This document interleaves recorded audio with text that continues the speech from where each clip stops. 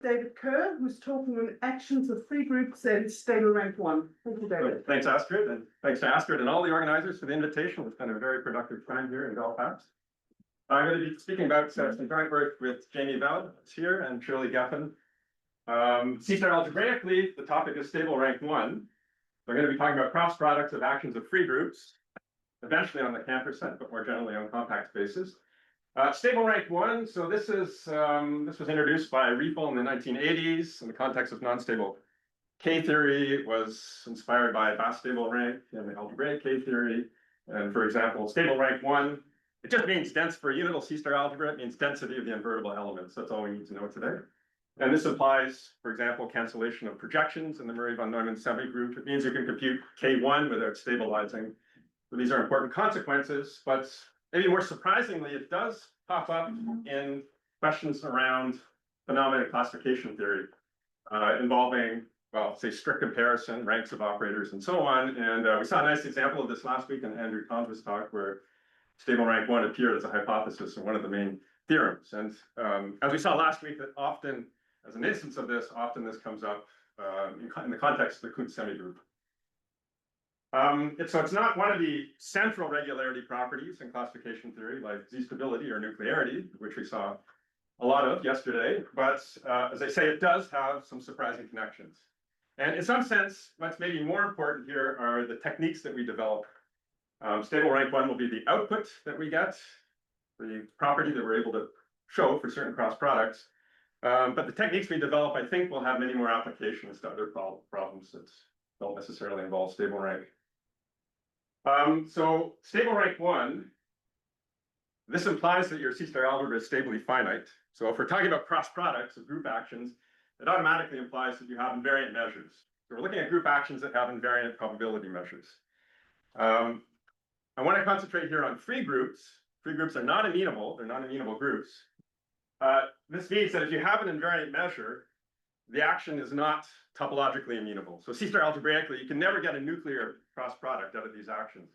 So we're very definitely in the non-nuclear setting here, and this is one of our motivations here to try and somehow initiate some investigation of these cross products. There doesn't seem to be much known at all about the finer structure theory of these types of cross products, where we have invariant measures, but the acting group is non-amenable. So yesterday in Victor's talk, of course, you can study actions of free groups and other non-amenable groups that do produce nuclear cross products. We saw this yesterday in Victor's talk, looking at these graph products. There, one is essentially using freeness to produce amenability in some type of boundary action, topological amenability. And there we can produce nuclearity in the cross product. So one is using freeness to produce amenability. So the big difference here is that we're using amenability in a different way. So that's somehow a type 3 use of amenability via boundary action, where you don't have invariant measures. So you have some kind of equivariant fullness. But here, the idea is to exploit amenability in the type 2 sense, to adapt von Neumann algebra language, where we actually use fullness, the fullness property of groups themselves. Okay, so this is related to the existence of invariant measures. We're talking about fullness sets within the group themselves, within the groups themselves. So this is the big difference. So instead of using freeness to produce amenability, some boundary action, we're going to ask whether we can use amenability in this group sense, in the strict fullness sense, to somehow overcome the freeness. There's going to be a battle somehow between freeness and amenability, because free groups are non-amenable. They don't have the fullness property. So somehow we have to resolve this tension. And the point here is that, okay, we're not going to be able to do this for all such actions, but within the natural spaces of actions, generically this will happen. So amenability, at least in some suitable local sense, will overpower the freeness of the free group. And I don't know if this principle, I mean, I haven't seen it anywhere else, and this is somehow the basic principle that's at play here. And I think probably we'll have some other applications, at least if one is interested in producing generic results, generic conclusions for actions of the free group. Okay, so that's somehow the main theme. There are other novelties in this work, as I eventually realized. I mean, practically all the ideas that I've worked on over the years of my career play a role in this project here. So even entropy theory plays a role, even some phenomena around sulfate groups. So there's a lot of ingredients that go into this.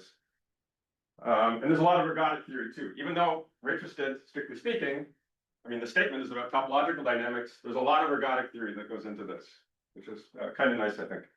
And so so let me just write down what the basic context is.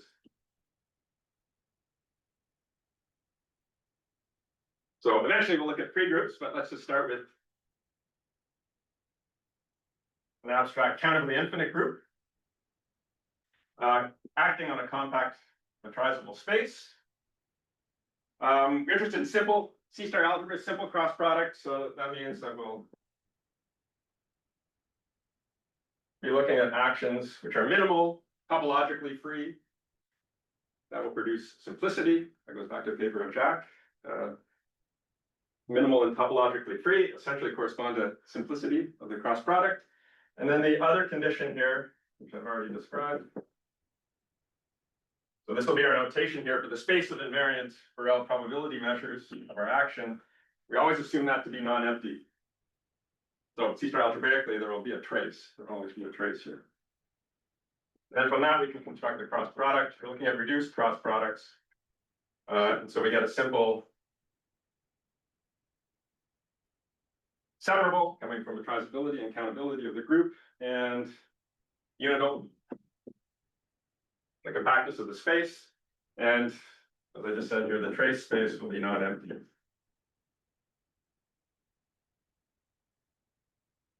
So of course, if the group is amenable, this thing will be a nuclear C-star algebra, but as soon as G is non-amenable, this will automatically not be nuclear because of this assumption here. Otherwise, one could produce an invariant mean from the group out of this.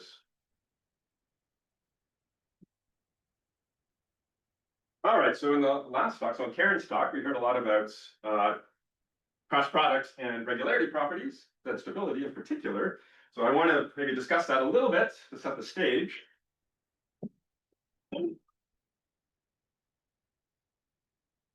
So if we're looking, well, at such a cross product here. So in the classification theory that Karen reminded us, classification theorem that Karen reminded us of yesterday, the two somehow operative regularity hypotheses are nuclearity and Z stability, right? Leaving aside the question of the UCT.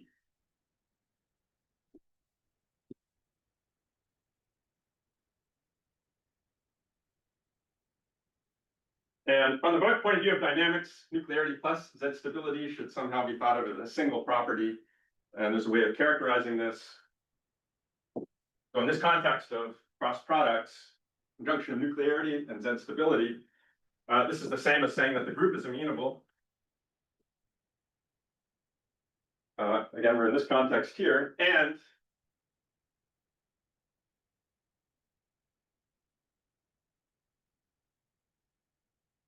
you have approximately central order 0 embeddings by completely positive contractive maps of matrix algebras.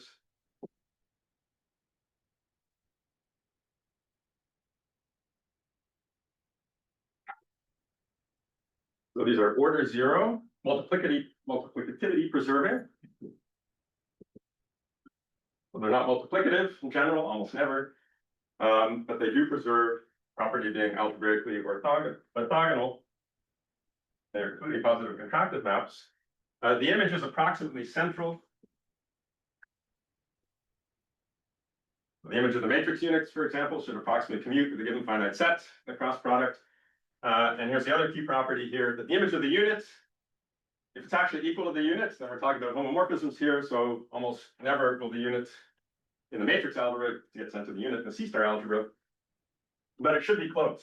So this means that the difference here should be small in the sense of Kuhn's subequivalence. How do we express that smallness? So one canonical way is to say that the difference here should be Kuhn's subequivalent to the image of one of the diagonal matrix units here. Okay, so the difference here should be small in the sense of Kuhn's subequivalence to the image of this embedded, if you want. So what's nice here is that we don't need any somehow measure theoretic notion of smallness. In this picture here, we can express, as soon as we have this matrix embedding, we have somehow a built-in notion of smallness. It will automatically imply somehow smallness and trace. The nature of the non-commutativity, this matrix algebra here. And so we can express everything somehow topologically here without referring to measures or traces. So, I mean, there's characterization of that stability. You can find in the paper of Wilhelm and Mikhail. That's essentially this, but this, so the Kuhn subequivalence here that expresses the smallness, the implementing element should also be approximately central. And that actually gives you a characterization of Z stability when your algebra tensorially absorbs Z. But here we can drop that condition. So this is a result of Hirschberg and Horowitz based on ideas of Matsui and Sato. And this is special to the nuclear setting.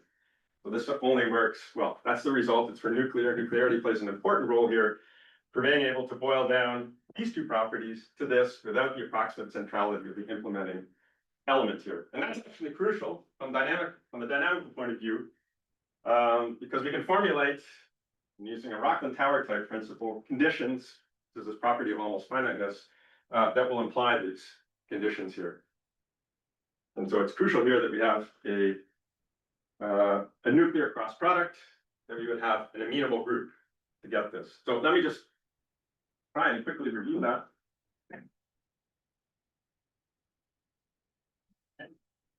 Well, no talk of mine would be complete without some Rockland towers. We'll see a few of those today. And these will come back, but this will help us set things up.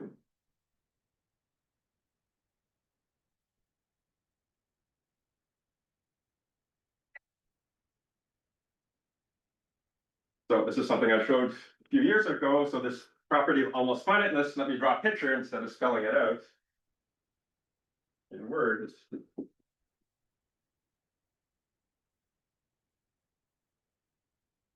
So it means that we can approximately decompose our space into a bunch of Rockland towers. So these are the basis of the towers. These are disjoint sets. And each one of these towers is generated by applying the elements in some fullness set of the group to the base. So I've drawn it here as if it was an integer action. You can think of that if you want, but this works more generally for amenable groups. These are the bases. And in general, one of the problems here is that we're not working necessarily on a zero-dimensional space, and we require these tower levels to be open. That means you automatically have some remaining piece down here. And then to produce this property over here, the smallest of the remainder at the super algebra level, we have to assume here that this remainder is small topologically dynamically. So we can move it inside the towers, well, to a small proportion of the tower levels. And this is in the sense of dynamical subequivalence, which means the following. So if you have a closed set and an open set inside of your space, then A is dynamically subequivalent to B. You can cover A with finitely many open sets and then move those disjointly into B using different group elements. So it's a dynamical analog of strict comparison. So we assume the remainder is small in that sense. And then this property here, there's another condition: the tower levels should be small in diameter if you have a metric. This is important. So the question is, how do you go from this picture here to producing this matrix embedding? It's plausible, but there's a little bit of a twist. So you have to introduce some tiling into the picture. Is it possible to move the So camera? this is assume n equals 2. We're embedding a 2x2 matrix algebra.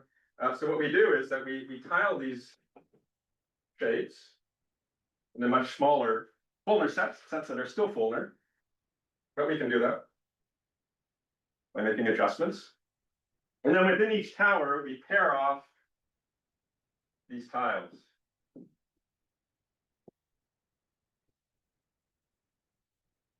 Okay, of course, there are parity issues. Some will have to be left out and so on. But we pair these off. And then once we have this pairing, we select one of these tiles in each one of the pairings.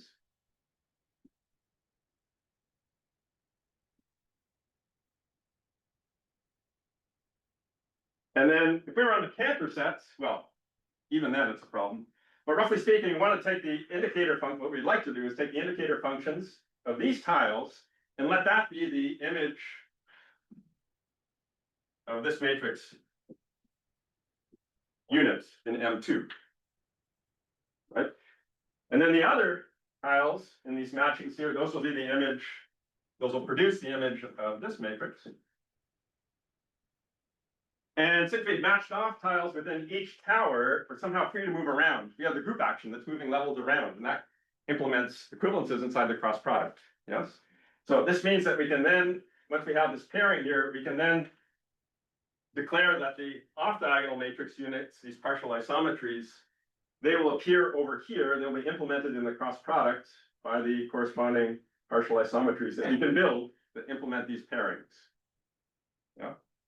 So that tells us how we can embed M2. So there are some issues here. We can't use indicator functions. That means you have to use bump functions. These sets in the cells are open sets, so you have to use bump functions over those. You have the remainder here. So there are many things contributing to this approximation. There are many things here. So you have something spatial, the remainder contributes to it, but you have all kinds of spectral information that contributes to this error coming from this bump function construction. Another point here is you want, and these shapes should be, these tiles should be Fulner, so you get approximate centrality with respect to group elements here. But you also need approximate centrality with respect to functions. So how do you arrange that? Well, when you pair off tiles, these two tiles should be very close inside of the space. If they're very close, it means that the given function in here will approximately take the same values in a way that matches up with this equivalence between the two tiles, right? And that will imply then that the embedding here that we've constructed will be approximately commuting with these functions. Okay, so that's something that's maybe not obvious at the outset. Usually it's hard to arrange approximate commutation with group elements, but here the tricky part is to arrange approximate commutation with the functions. But that's how you do it.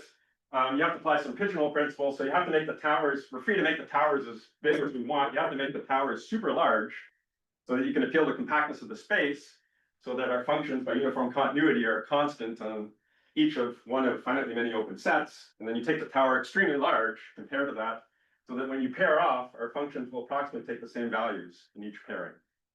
So that's how you do it. So there's a little twist in going from the tower picture here over to these matrix embeddings. So that's how you get this condition over here. So now the question is, I mean, well, I'm not going to review this, but there are many results. Now we know quite a lot about when this almost finiteness occurs. So it occurs quite frequently. We're not going to talk about actions on the Cantor set. Elementary amenable groups, for example, acting on the Cantor set, they will minimally, according to our conditions here, will always produce this picture. So you'll get the conjunction of nuclearity and Z-stability for these actions. Yeah, question? So for the embeddings of for the mass on the n by n matrices, Yes. will take n two ones. So Yeah, you not pair things off, but collect things in groups of n, yes. Yeah, exactly. Also, in a general amenable group, you can't use a single tile. You have to use finitely many tiles, so there's an extra layer. But it still works. You have to use the Ornstein-Weiss tiling theorem, and there we don't know if you can monotile amenable groups, so you have to allow several tiles, but it still works.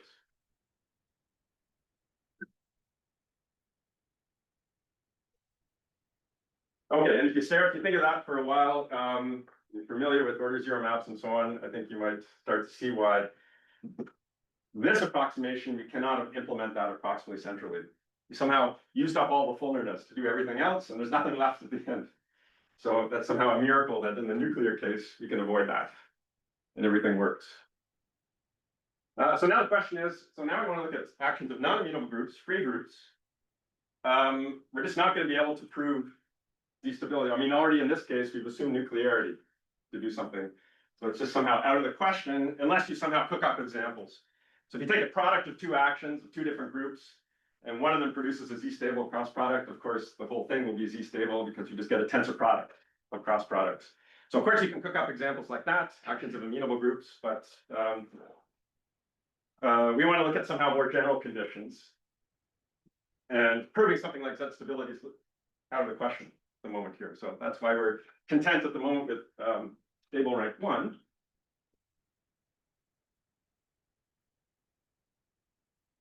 So a general technique for proving stable rank 1 was developed by Mikhail Rodin back in the 90s in the context of UHF stable C-star algebras, and it's been applied. I mean, it's a general approach that's been applied many times, common approach here. And in particular, he used it to prove that for a simple unital C-star algebras, stable rank 1 is a consequence of the stability. Again, stable rank 1 density of invertible elements.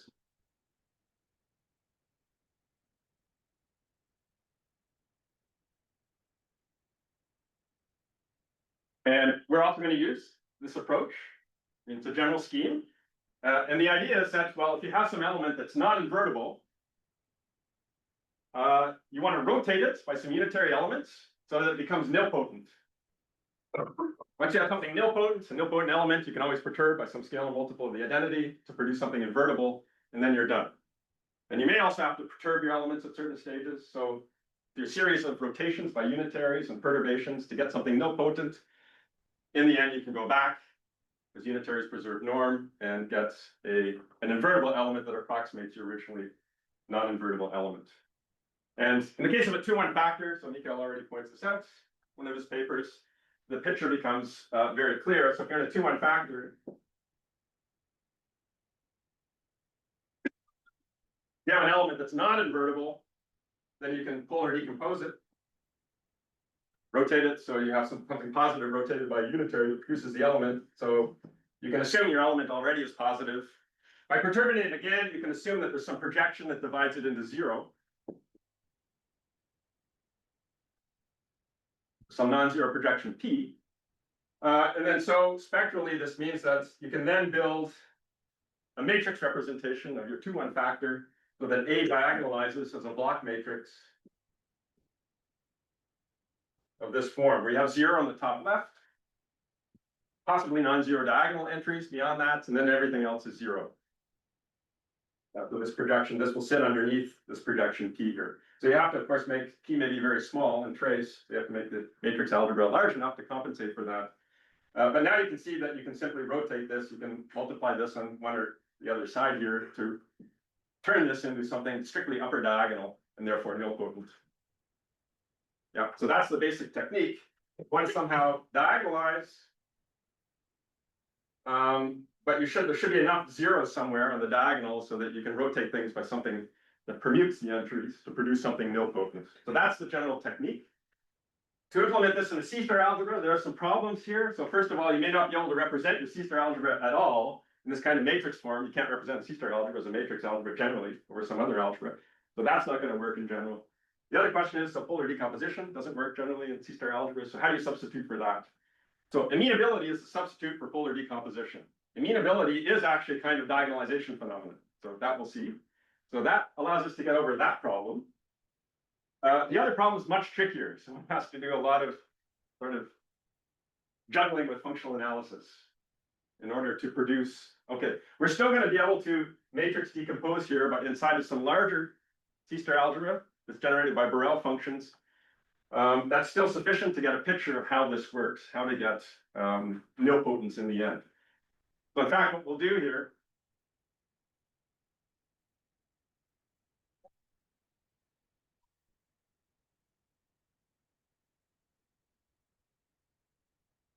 so just to draw you a picture of what eventually we're going to end up getting,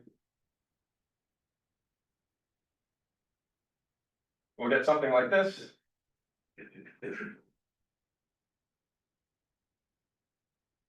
So this is the goal.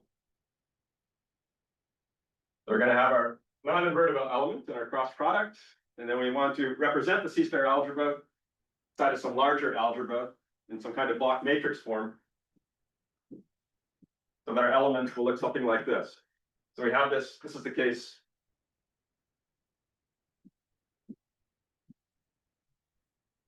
N equals 3, but we'll generally have this picture here. So here we'll have some square array of blocks of the same dimension as the size of the array. And then here we'll have some blocks, possibly non-zero entries, but crucially, there's a 0 entry here in the diagonal in each one of these blocks. Up here, we'll have a column of zeros, and over here, possibly non-zero entries. And then now you can appreciate here, if one is allowed to simply permute, this was simply a matrix over the complex numbers, then you could rotate it by permutation to move these things up so that you get something strictly upper diagonal and therefore nilpotent. Right? So you can't strictly, I mean, so this kind of matrix decomposition won't even make sense in the C-star algebra because one would have to determine some equivalences of projections and so on, which may not even exist in the C-star algebra. But yeah, in the end, you can implement this idea. That's the point. Doing a lot of functional calculus. So that's the goal, and this picture actually, so this already appears in work of Lee and Yu from a few years ago, so they proved the following result. In essence, so we were inspired by their paper. So they're working in the nuclear setting, so actions of amenable groups. And this is their theorem. It's from a few years ago. I guess it appeared preprint form maybe in 2021. And the assumption is that our action has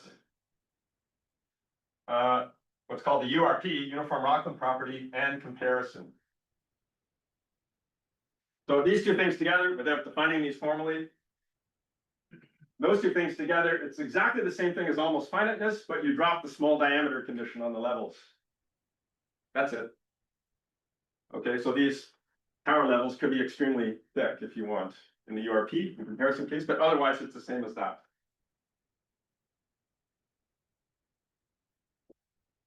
And for example, this always happens for actions of z to the d. Okay, independently of questions of small boundary property and so on, you can even have actions of the integers that produce. So in the case of the integers, actually, this result was first proved by Boyu and Lutley using orbit breaking techniques that we saw yesterday, Karen's paper. But their approach is a little more abstract and local. And this is the picture. This is roughly the picture. Okay. What we've done essentially is abstract from their work. It's rather complicated, and I don't fully understand.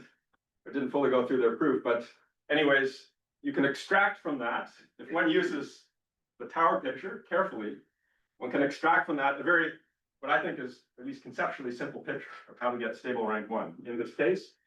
And then we can also generalize that so that it will apply to free groups as well. So the conclusion is our cross product has stable rank 1. Now, one problem here, so this is one major hurdle. So you see comparison there. We can't assume comparison. So we don't know if any of these cross products by actions of free groups has comparison. We just don't know. This is too hard to try and verify that. So this is probably the principal hurdle in this project. How do you get around that? And the idea is that you can avoid that by somehow locally postulating the subequivalences where you actually need them,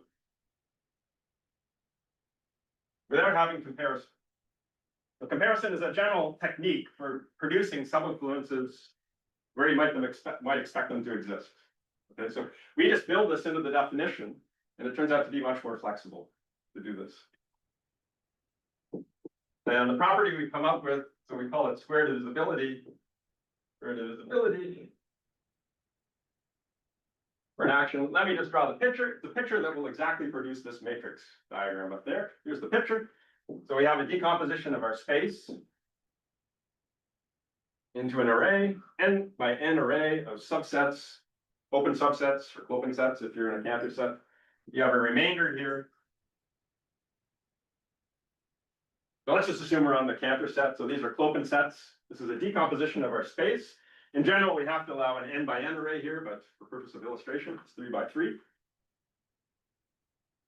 And suppose we are given 3 non-empty open sets, or open sets, let's say, inside of X. Then we should be able to find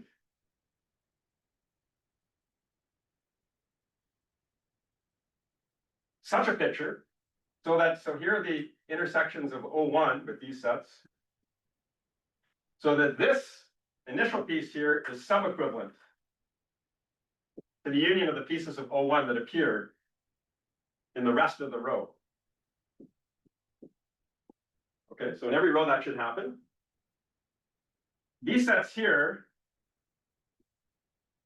should be approximately invariant with respect to some finite set of group elements, so they should have some kind of Fulner invariance property. And this boundary, this Fulner boundary here, I'm not going to specify what that is. It should be subequivalent to the intersection of O3 with the remainder. I mean, all of these boundaries together.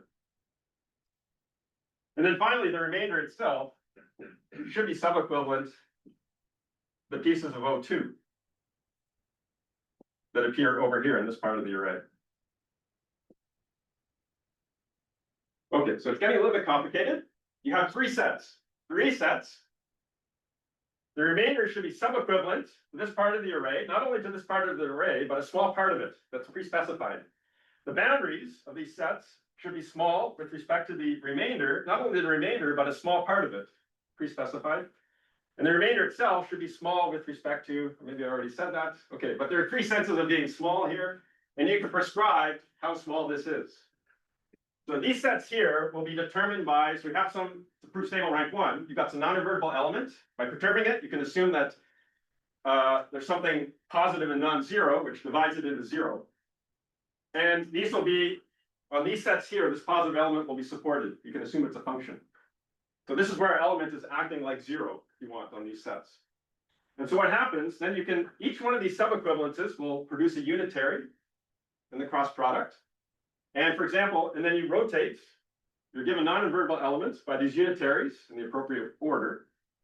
And then you produce a diagram like this. So for example, if, so you have some unitary implementing the sub-equivalence with this, with these parts of O1. So what happens is if you go from here to there and then multiply by your elements, it just gets sent to 0.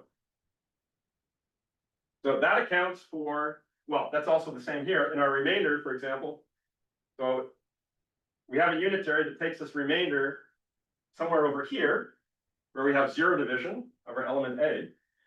And that will give you this entire column of zeros. This entire column of zeros is representing the remainder. Right, this matrix here, as you can see, it's somehow formally indexed by the sets in this picture. The remainder corresponds to the first column in the top row. And the fact that we set the remainder into somewhere which 0 divides, into which our element 0 divides 0, means that you have a column of zeros up there up front. And the other sub-equivalences do the same thing. So that's basically the idea. So I think this is as simple as you can get the picture to be. It's a little bit complicated, but there are essentially three sub-equivalences here. And there's, in order to, one could introduce some extra flexibility into this.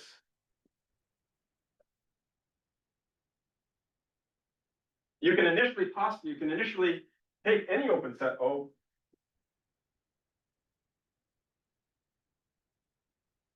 And then allow for the existence of this O1, O2, and O3. So this is sub-equivalence here. So you don't have to do this for all O1, O2, and O3. Just for any open set, you have to be able to find such an O1, O2, and O3, which sit underneath this O.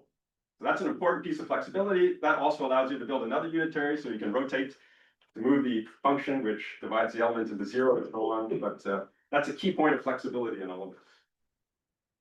So that's somehow where we're avoiding comparison, if you want, is by postulating some sub-equivalence. Okay. So what we showed, so this property is then enough, if you believe this picture up there, to get stable rank 1. Oh, I'd go for it. it's okay? Yeah.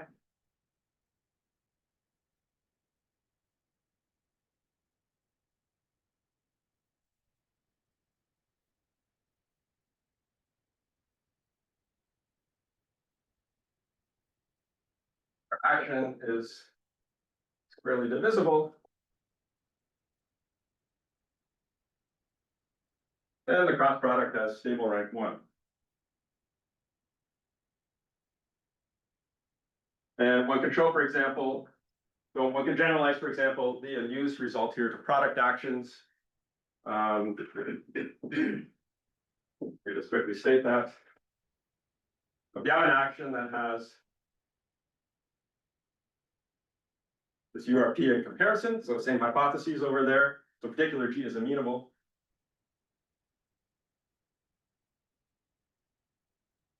Then we can absorb every product. So if you take any product with some other action of some other group, this will be squarely divisible. You get stable rank 1 in products with arbitrary actions, given that you already have this. So this is in a sense an example of using amenability to go beyond amenability, but of course it's built into the action. So that follows fairly readily, but it's much more complicated if you want to start with a group and then ask, can we verify this square divisibility? That's much, much more difficult. And this, what we've been able to do is to prove this generically in certain spaces of action, so the free group. So let's define these. So now let's look at a free group, rank D greater than or equal to 2. And let's look at a set of all weakly mixing actions. Topologically free, minimal.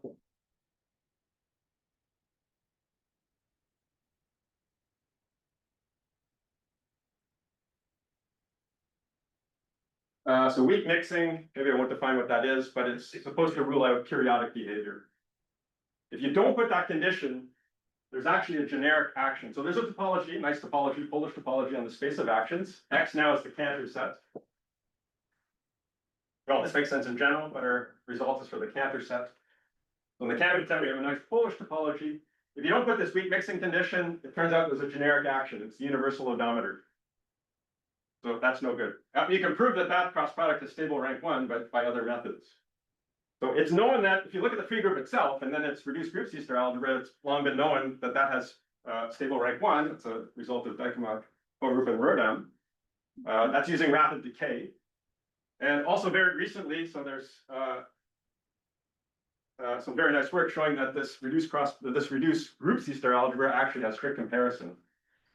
So that's due to Amertan, Gao, Kunabakum, Alayavali, and Hatchell. And that also uses rapid decay. So here we don't want to use, rapid decay is somehow using the geometry of freeness if you want, in a certain sense. But here we're doing something quite different.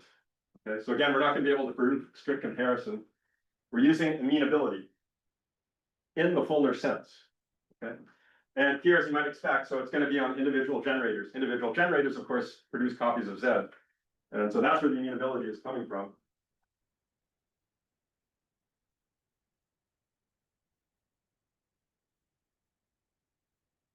So inside of this space, they show that a generic action is squarely divisible, and hence has reduced cross product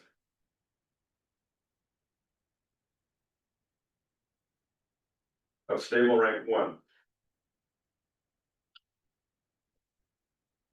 So one problem is, we also show the same genericity result in a different space of actions where we assume on every generator the action is minimal and weakly mixing.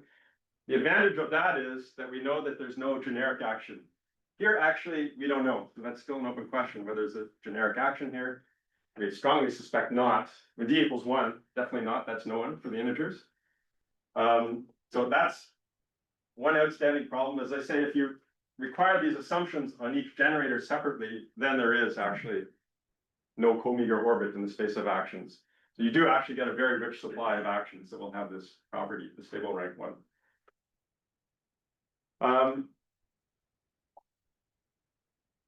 Yeah, so maybe I have 1 minute left. So the key trick here, the way that this works, at least, to get a G delta condition, that's fairly, well, that involves some subtleties, but anyways, that's relatively easy. The problem is to get density. How do you get density of the square divisibility condition? So if you have an action on the Cantor set,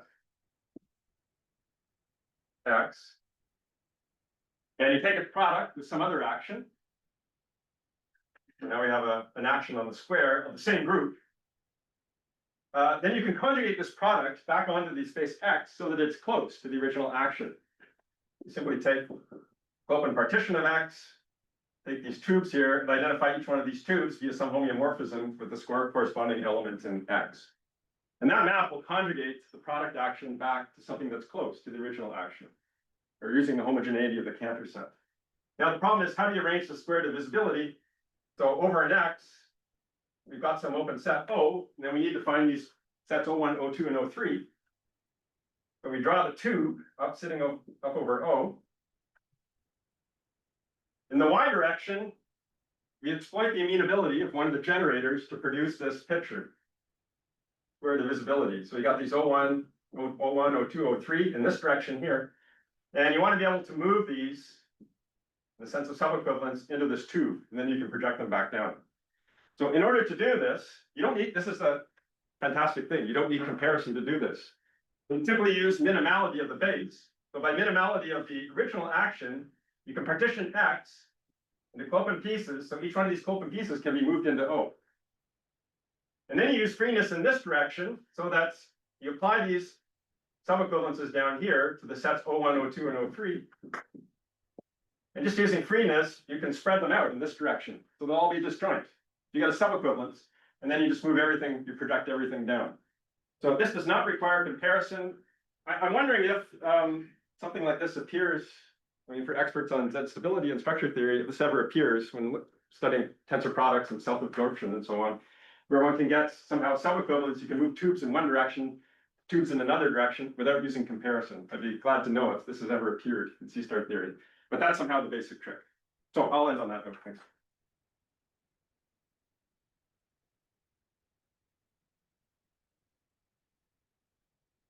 Questions for David? So the O1, O2, and O3 have to be disjoint. Yeah, they should be disjoint because we want to construct unitaries implementing these sub-equivalences, and they shouldn't interfere with each other. They should commute. That's the basic reason. Yeah. Yeah. Exactly. Any other questions?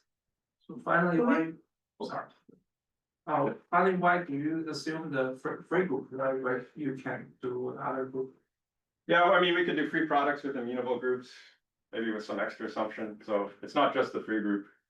You can do it for some other groups. That's true. So the free product of the amenable groups, so it's the amenable groups based on like the Z here, that's what. Exactly. Yeah. Yeah. So you can substitute Z, one of the generators, with just an arbitrary amenable group. It should have the property, I think, that it has almost finite, that all of its actions are almost finite. So you might have to assume elementary amenability or something like that. But one can state something more generally. Yeah, that's true. Yeah. You said at the beginning that the entropy computation don't play a role, is it? Yes, so I didn't state this, so if we substitute here the set of actions that have these properties individually of generators, then we can show that there's no generic action. So the huge set of conjugacy classes inside of here. And to show that, we need to use, okay, this is interesting, we use Bradley diagrams in the Giordano, Putnam, and Scow theory. So the whole problem here is that if you're working with a free group, you're kind of tempted, if you want to prove density of some condition, to perturb one generator, yeah? But that will destroy the existence of invariant measures. That's somehow the whole difficulty in the free group, right? But the Giordano, Putnam, Scow theory, in particular result of Nick Worms on orbit equivalence, allows you to get around this. So in every orbit equivalence class, I mean, if you have an action, minimal action of the integers on the Cantor sets, within its orbit equivalence class, you can realize any ergodic measure preserving action of the integers. And so you can realize actions that have completely positive entropy, if you know what that means, and other ones that have zero entropy. And you can play these off against each other. This is something that's known in ergodic theory to produce a disjointness result. So the set of actions that are disjoint from a given action, that's a G delta condition. So if you can prove that that set is dense, there'll be no generic action. So one plays positive entropy off against zero entropy. And the fact that you're working in a single orbit equivalence class using this Giordano, Putnam, and Scow Bradley picture means that you preserve the measures.